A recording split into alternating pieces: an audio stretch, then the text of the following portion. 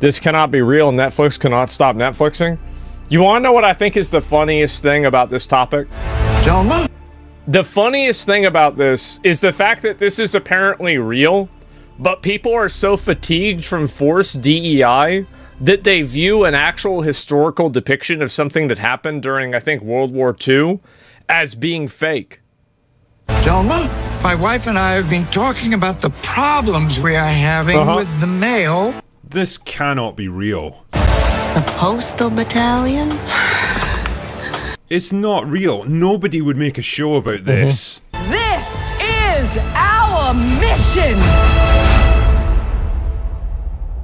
And we will not fail! Oh my god, The it is real. 6888. Oh my god! Allow me to pose you a question, dear viewer. When you think of the heroes of the Second World War, what do you imagine in your mind? Could it be the first wave of British and American soldiers who went ashore? I know what people on Twitter would say if you say, imagine the heroes of World War II. I know what they would say. Into a storm of fire and metal on the beaches of Normandy? Maybe the Soviet conscripts, starving and badly equipped, who charged to almost certain death across the frozen, blasted hellscape of Stalingrad. Perhaps the Marines slogging through the steaming jungles and islands of the Pacific against a fanatically determined enemy. Well, if your answer fell into any of those categories, then clearly... You've got to do better, Senator. You've got to step up. Because as everyone knows, the truly heroic battle of the Second World War was sorting a backlog of undelivered mail.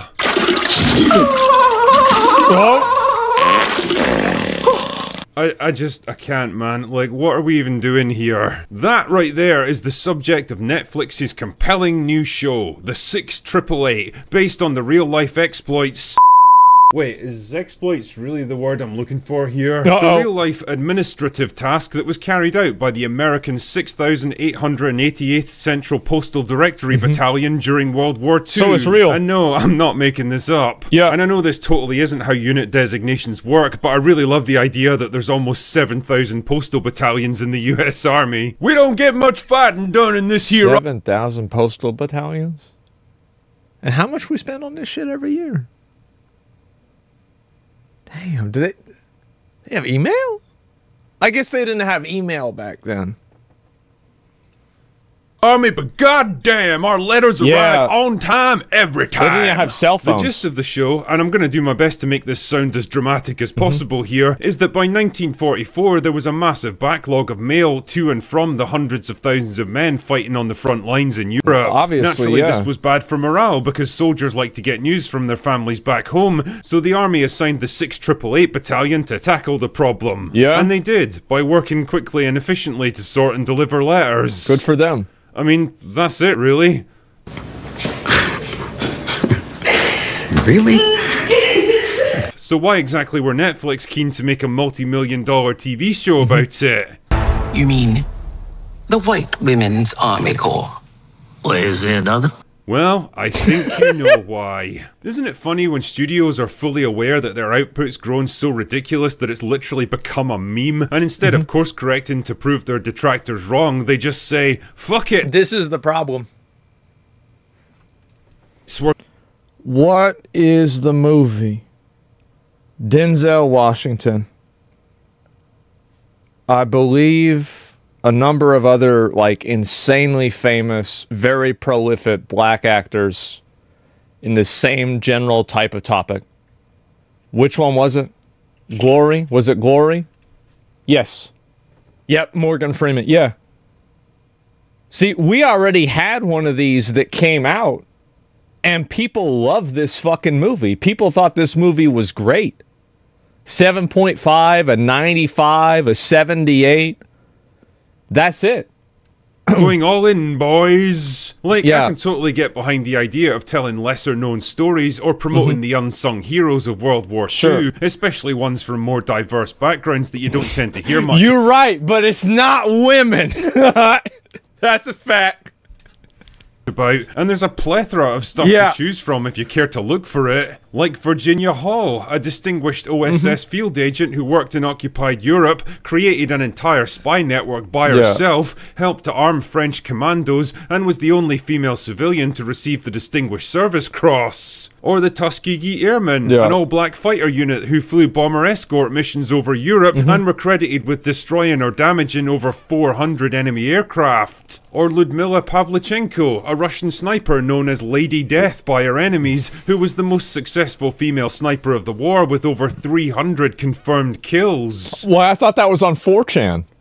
Or Vernon Baker, an African-American soldier who personally took out 3 German machine gun nests, a command post, and a dugout after his platoon was pinned down by superior German forces and was eventually awarded the Medal of Honor. Wow. Or the Night Witches, an all-female bomber regiment who took to the air in rickety old biplanes that were so overloaded the pilots couldn't even carry parachutes, who flew in pitch darkness and attacked German positions all along the Eastern Front. I could go on and on for hours listing people and groups who fought and often died for their countries in World War II and deserve a lot more recognition. Man, I bet this would have sucked.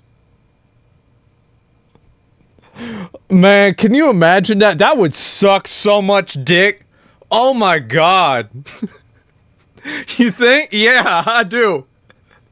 This has been the worst fucking day of my life. It's a bad day, yeah. They got, whose stories would lend themselves because like, you think about like after you get done killing them all, you're still wet, and you're gonna go to bed that night, and you're still wet, like and there's sand everywhere. Oh my god. To a movie or TV show, and that's if you're not dead. This is the best you could come up with? Fucking postal workers? I mean, no disrespect whatsoever to the real life women who actually did this work. I'm sure it was long and tedious and demanding by today's standards, but describing their story as heroic is a bit of a stretch, don't you think? It's not like they were fighting on the front lines and risking life and limb to deliver vital communications that would turn the tide of battle or anything. They were sorting mail in an admin building in England, and they didn't even get there until February 1945 when the war was practically over. Sorry ladies, but paper cuts and cold coffee isn't quite the same level of danger as storming an enemy bunker or facing down a German Tiger tank. That's true. Tell me, what else have you got in store for us, Netflix? The inspirational story of Bob from accounts and his attempts to file his backlog of TPS reports before the end of the tax year? Brenda's heroic last-minute push to have that PowerPoint presentation ready in time for the big corporate seminar? Oh, jeez. Larry refusing to let a shortage of printer ink stop him from displaying warnings about leaving unwashed dishes in the break room? Fuck you, Larry, I do what I want. Like I said, I'm all for recognising the lesser-known contributions made during the war, but I don't think this is the way to go about it. Trying to frame every single person who performed even the most basic admin tasks in the safest environment possible as a hero isn't just a disingenuous attempt to pretend that chosen demographic group number 2... I saw everybody put their arm up like that. I said, wait a minute, what side are they on? I was confused for like half a second. I said, what the fuck? Contributed just as much as everyone else, but it's pretty fucking disrespectful to the actual heroes who fought and died for their countries. Those two things are not the same, so stop trying to pretend that they are. And honestly, it's tough to think of a better example of modern Hollywood entitlement and hubris, not to mention the complete lack of hardship and adversity faced by writers today, that this is what they consider a heroic and inspirational story. And as tempted as I am to watch it just for the unintentional lols, I think I'm gonna have to give the 6888 a dishonorable discharge. At ease, soldiers, because that's all I've got for today. Go away now. I feel like this one's not so bad. I feel like really it's I don't really even think this is this big of a deal. I think that this is actually not a big thing. It's not really a bad thing. I think the problem is that it exists inside of a culture that is now so on edge and on guard for stuff like this that even an authentic recreation of something that actually happened is seen as inauthentic. And I think this is really kind of a, I'll link y'all the video here. I think this is really a great example of what I was talking about and what I've been talking about for a long time. about how when you start trying to put forward a narrative and shit for so long, people start seeing it when it's not even really there.